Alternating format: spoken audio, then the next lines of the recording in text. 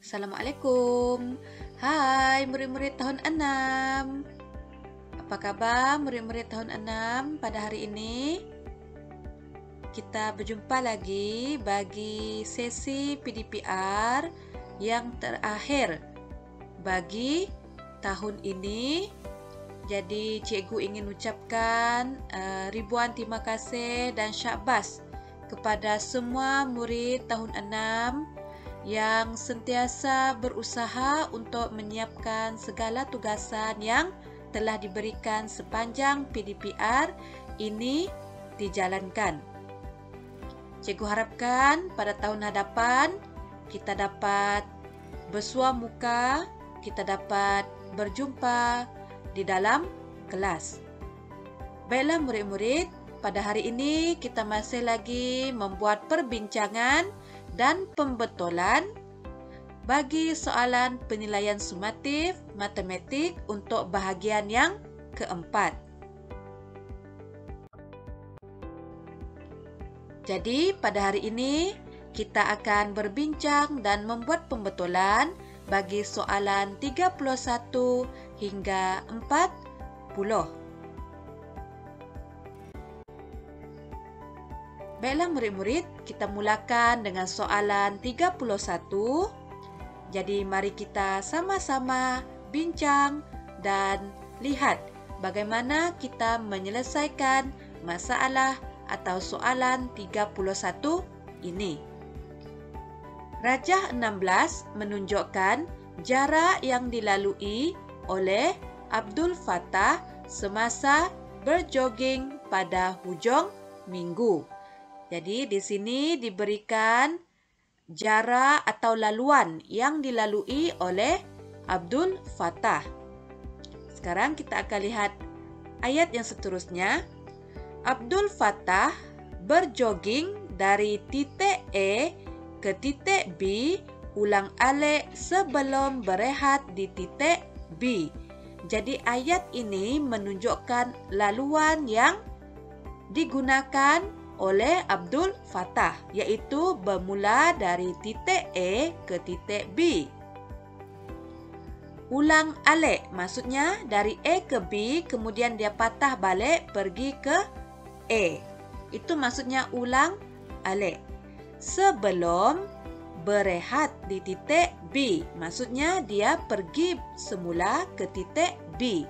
Jadi di sini terdapat 3 kali jalan A ke B yang dilalui oleh Abdul Fattah, iaitu bermula dari titik A ke B, kemudian dia ulang alik ke A, kemudian dia ulang lagi semula ke B dan sekarang dia berehat di titik B.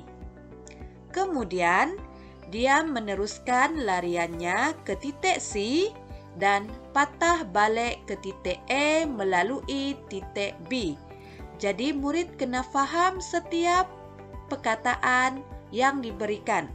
Jadi sekarang dia meneruskan lariannya ke titik C dan patah balik. Dan jadi sekarang dia berada di C, kemudian dia patah balik ke A. Jadi macam mana dia patah balik? Iaitu melalui B. Jadi dia akan patah balik ke B dulu, kemudian barulah dia pergi ke A. Jadi inilah gambaran atau laluan yang dilalui oleh Abdul Fattah. Jadi sekarang kehendak soalan minta kita hitung jumlah jarak yang dilalui oleh Abdul Fattah. Jadi sekarang kita akan selesaikan kehendak soalan. Jadi apa yang perlu kita buat? Kita kira semua laluan yang telah dilalui oleh Abdul Fattah. Jadi untuk A ke B diberi jaraknya 2.3 km. Jadi laluan A ke B ini telah dilalui sebanyak berapa kali? Kita lihat kepada anak panah yang ada. 1, 2, 3, 4.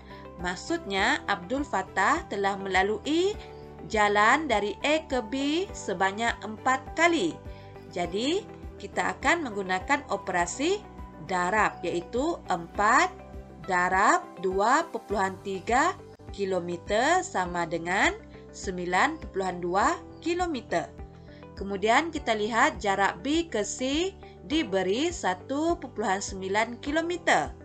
Abdul Fattah telah melalui sebanyak 2 kali kerana ada 2 anak panah di sini. Jadi dia telah melalui sebanyak 2 kali. Jadi kita akan gunakan operasi darab juga. 2 darab 1,9 kilometer sama dengan 3,8 kilometer. Jadi kehendak soalan minta kita hitung jumlah jarak yang dilalui oleh Abdul Fattah. Jadi kita akan tambah kedua-dua jarak yang kita perolehi tadi. 9,2 km tambah 3,8 km sama dengan 13 km. Jadi jawapannya adalah D. Jadi cikgu harapkan murid-murid faham bagaimana kita mendapatkan jawapan dan bagaimana kita selesaikan soalan yang melibatkan laluan seperti ini. Baiklah murid-murid, seterusnya kita lihat soalan 32. Jadi soalan ini juga terdapat sebilangan murid yang tidak dapat menjawab dengan betul. Cikgu harapkan murid-murid tidak lupa mengenai median. Kerana soalan ini minta apakah median bagi set data di bawah. Jadi terdapat satu set data yang diberi melibatkan nombor perpuluhan iaitu 2.9, 1.2, 1.9, 1.3 dan 1.2.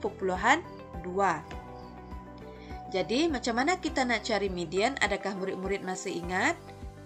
Median maksudnya middle, iaitu data yang berada di tengah-tengah.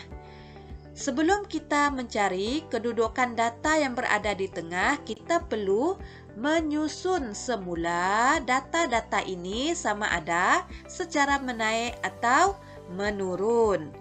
Jadi cikgu galakkan kita susun secara menaik. Jadi kalau kita nak susun secara menaik, kita akan mulakan dengan 1.2. Kemudian 1.2 kerana 1.2 ada 2 kali diulang di sini. Seterusnya 1.3, 1.9 dan 2.9. Jadi sekarang cikgu susun secara menaik. Setelah kita susun secara menaik, barulah kita potong secara berpasangan. Kita mula dari hadapan dengan nombor yang paling belakang. Kemudian seterusnya. Dan tinggallah satu nombor di tengah-tengah. Apabila terdapat satu nombor atau data yang tinggal, jangan kamu potong lagi. Kalau potong, kita tiada data yang tinggal. Jadi kalau tinggal satu data, maka data itulah jawapannya. Jadi jawapan untuk soalan ini adalah 1.3, iaitu B. Baiklah murid-murid, seterusnya kita lihat kepada soalan 34. Bil elektrik Puan Suhana bagi bulan Mei ialah RM60. Bil itu, sebelum itu kita keluarkan maklumat dulu. Jadi pada bulan Mei, bil elektrik yang perlu dibayar oleh Puan Suhana adalah RM60. Kemudian, bil itu meningkat sebanyak 15% pada bulan Jun. Jadi pada bulan Jun, bilnya meningkat sebanyak 15%. Jadi secara logiknya, bil pada bulan Jun ini lebih mahal atau lebih murah dari bulan Mei? Bil dia lebih tinggi atau lebih rendah? Kalau di sini sebut meningkat. Jadi logiknya, bil yang perlu dibayar pada bulan Jun akan lebih mahal, akan lebih tinggi bayarannya. Kerana di sini disebut meningkat 15% berbanding bulan Mei.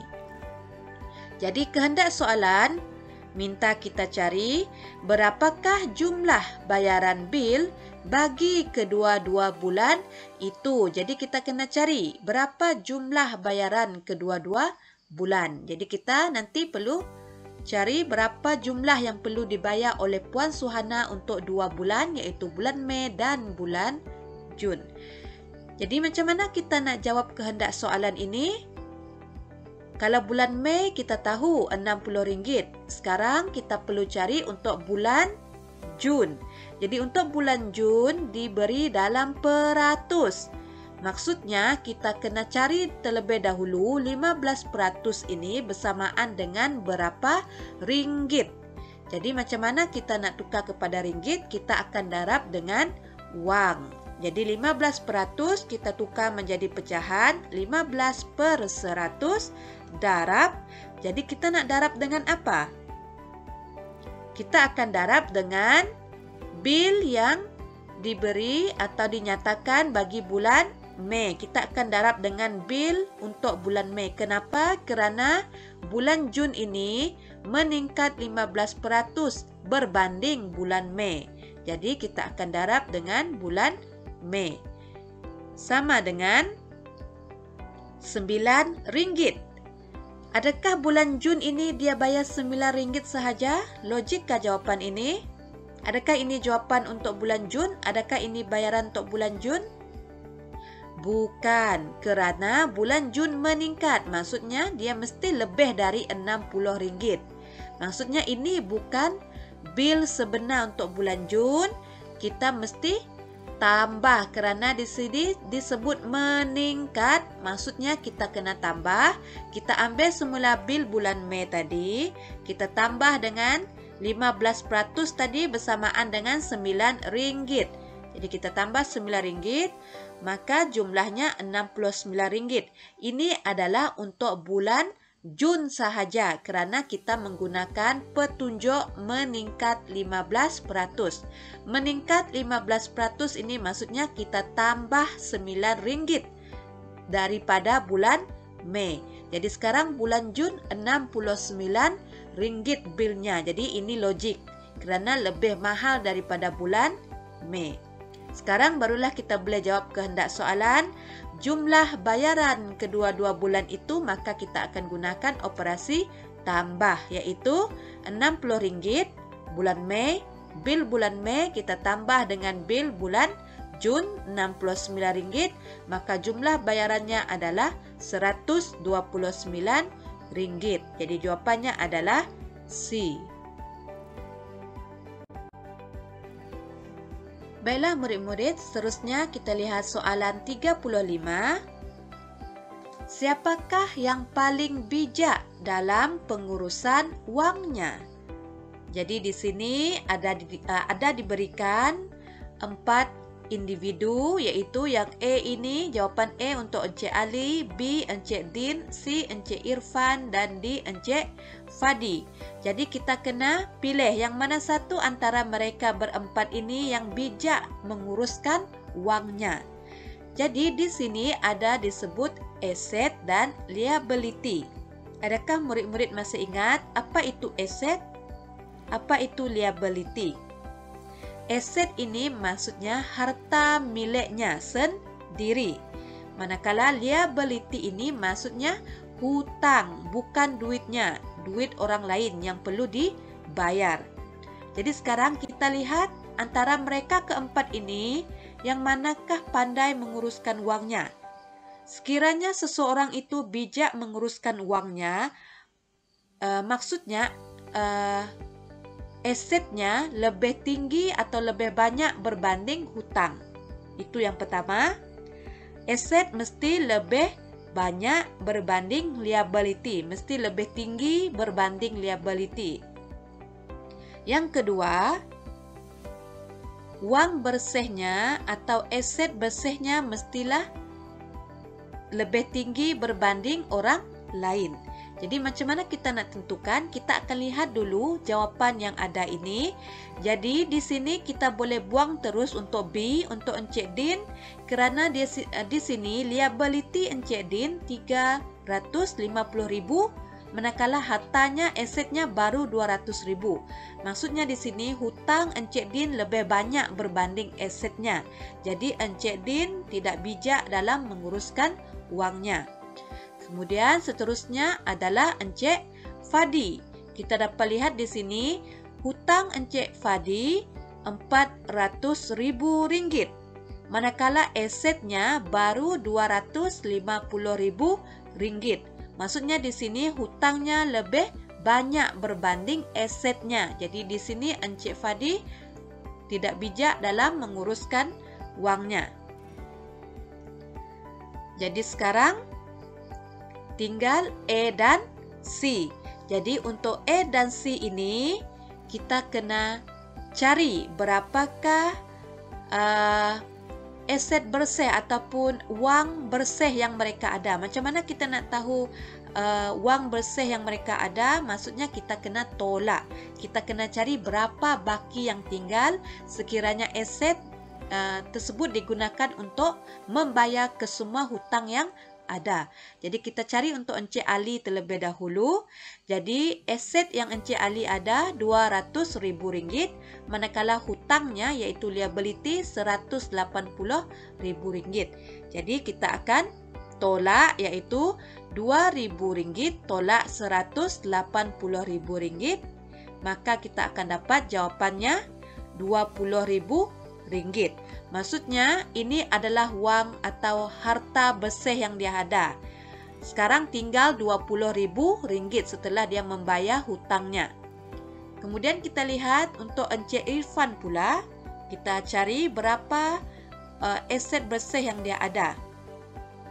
Kita gunakan cara yang sama, kita tolak Rp250.000 tolak liability-nya Rp150.000. Jadi asetnya tinggal Rp100.000. Jadi sekarang kita bandingkan antara Encik Ali dengan Encik Irfan, yang mana satu wang bersihnya atau asetnya masih tinggi, iaitu Encik Irfan Rp100.000. Maka jawapannya adalah C. Baiklah murid-murid, seterusnya kita lihat soalan 36. Soalan 36 ini melibatkan zon masa dunia. Cikgu harapkan murid-murid masih ingat berkaitan dengan zon masa dunia. Sekarang kita lihat soalan. Sweden berada di sebelah barat Malaysia dengan beza masa 7 jam. Jadi ayat ini ada maklumat penting, iaitu dinyatakan Sweden berada di sebelah barat Malaysia dengan beza masa 7 jam. Jadi di sini untuk zon masa dunia kita mesti tahu kedudukan negara yang disebut. Negara yang dinyatakan dalam soalan ini adalah Sweden. Jadi kita kena tentukan sama ada Sweden ini berada di barat atau timur. Zon masa dunia melibatkan barat dan timur. Jadi barat dan timur, Sweden berada di sebelah barat. Jadi kalau Sweden berada di barat, maka Malaysia berada di timur. Dan beza masa kedua-dua negara ini adalah 7 jam. Penting untuk kita tahu beza masa. Seterusnya, Encik Syarul bekerja di Sweden. Pada suatu hari, dia menghubungi keluarganya yang tinggal di Malaysia melalui telefon pada jam 15.30 mengikut waktu di Malaysia. Jadi jam 15.30 ini adalah untuk waktu di Malaysia. Jadi kita akan letak jam 15.30 di bahagian timur. Jadi masa ini adalah mengikut negara Malaysia. Sekarang kehendak soalan minta, apakah waktu di Sweden apabila dia menghubungi keluarganya? Jadi sekarang kita kena cari sekiranya di Malaysia jam 15.30, maka di Sweden pukul berapakah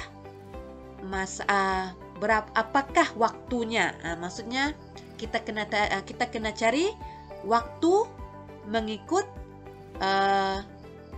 negara Sweden. Jadi macam mana kita nak buat soalan ini? Macam mana kita nak selesaikan? Jadi kita kena ingat semula, sekiranya negara yang kita nak cari itu waktunya itu berada di barat, maka kita akan menggunakan operasi tolak. Sekiranya negara itu berada di timur, maka kita akan menggunakan operasi tambah. Ingat, negara berada di barat, waktunya lebih lewat. Waktunya lebih lewat, lambat berbanding negara yang berada di timur. Sebab itu barat kita menggunakan tolak dan timur kita menggunakan tambah. Jadi sekarang macam mana kita nak cari? Kita nak cari waktu Sweden yang berada di barat, maka kita akan menggunakan operasi tolak. Jadi kita akan gunakan orang-orang. Jadi 1 jam samaan dengan 60 minit, sini jam, sini menit. Kemudian kita masukkan waktu Malaysia ini. Ingat, kalau kita guna orang-orang, kita mesti guna sistem 24 jam.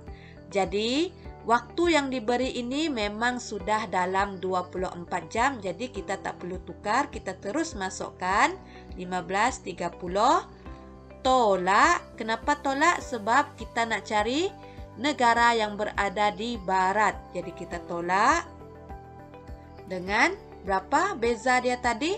7 jam. Jadi kita masukkan 7 itu di rumah jam. Jadi kita tolak seperti biasa. 30 tolak tiada apa-apa. Kita dapat semula 30. Kemudian 15 tolak 17. Kita pinjam seperti biasa. Maka kita akan dapat 8. Jadi sekarang 8.30. Jadi ini untuk 8.30 ada 2 jawapan, C atau D. Bezanya AM atau PM. AM ini untuk awal pagi, untuk waktu pagi. PM ini untuk petang. Jadi jawapan ini untuk pagi atau petang, macam mana kita nak tentukan? Kita lihat semula kepada nombor yang kita gunakan tadi. Kita sudah guna sistem 24 jam. Jadi jawapan ini pun dalam sistem 24 jam. Jadi dalam sistem 24 jam, sekiranya jam itu nombornya masih berada di muka jam, maksudnya itu waktu pagi. Jadi sekarang masih lagi berada pada jam 8.30. Jadi 8 ini masih berada di muka jam. Jadi maksudnya ini adalah waktu pagi. Kalau pagi adalah AM. Jadi jawapannya adalah C. Baiklah murid-murid, seterusnya kita lihat kepada soalan 38. Sepatutnya soalan 38 ini murid-murid tidak ada masalah untuk menjawab dengan betul kerana ini melibatkan kebolehjadian dan soalan ini kita sering buat ulang kaji. Jadi cikgu harap murid-murid tidak lagi mengulangi kesilapan yang sama. Tolong jawab dengan betul sekiranya ada soalan yang serupa seperti ini selepas ini. Rajah 17 menunjukkan sebiji dadu. Lili melambungkan dadu itu. Apakah kebolehjadian Lili mendapat 1 nombor perdana? Jadi apakah kebolehjadian untuk Lili mendapat nombor perdana? Jadi apa yang perlu kita buat? Kita senaraikan dulu nombor yang ada pada buah dadu. Jadi pada buah dadu ada nombor 1, 2, 3, 4, 5 dan paling besar selalunya adalah 6.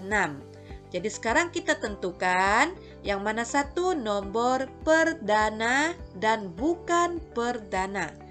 Jadi nombor 1 ini perdana atau bukan perdana? Bukan perdana kerana ciri nombor perdana mesti lebih dari 1. Jadi nombor 1 kita tak boleh ambil. Nombor 1 tak boleh, mesti lebih dari 1 baru kita boleh ambil. 1 automatik kita pangkah, memang tak boleh disebut sebagai nombor perdana. Sekarang kita lihat nombor 2. Jadi 2 hanya ada dalam sifir 1 dan sifir 2, yaitu dirinya sendiri. Jadi 2 ini adalah perdana. Nombor 3 hanya ada dalam sifir 1 dan dirinya sendiri, yaitu sifir 3. Jadi nombor 3 adalah perdana. 4 ada dalam sifir 1, 4 ada dalam sifir 4 itu sendiri, tetapi 4 ada dalam sifir 2, yaitu 2 darab 2. Jadi 4 ini bukan perdana. Dia tak boleh ada dalam sifir lain selain dirinya sendiri. 5 ada dalam sifir 1, ada dalam sifir 5, tapi tak ada dalam sifir yang lain. Jadi ini adalah perdana. Nombor 5 adalah perdana. 6 ada dalam sifir 1, 6 ada dalam sifir 6, tapi 6 juga ada dalam sifir 2 dan dalam sifir 3. Jadi 6 bukan perdana.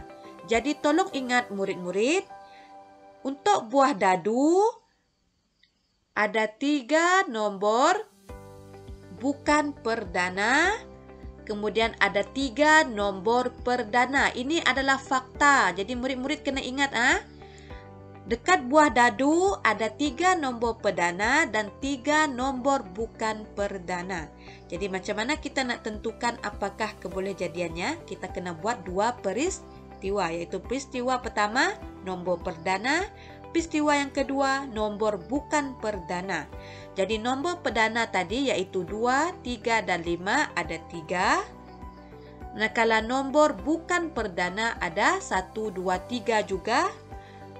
Jadi kita boleh lihat di sini nombornya adalah sama banyak. Nombor perdana ada 3 nombor, nombor bukan perdana pun ada 3 juga. Jadi jawapannya adalah C, sama kemungkinan. Baiklah murid-murid, sekarang adalah masa untuk murid-murid membuat pembetulan. Jadi seperti biasa, murid-murid akan membuat pembetulan bagi soalan yang salah sahaja di antara soalan 31 hingga 40. Salin soalan dan buat pembetulan pada buku latihan matematik 1. Tolong tunjukkan langkah kerja, jangan tulis jawapan sahaja. Setelah selesai, ambil gambar dan hantar kepada cikgu. Jadi setakat itu saja perbincangan kita dan pembetulan kita pada hari ini. Sekian, sehingga kita bertemu lagi pada tahun hadapan. Sekian, terima kasih.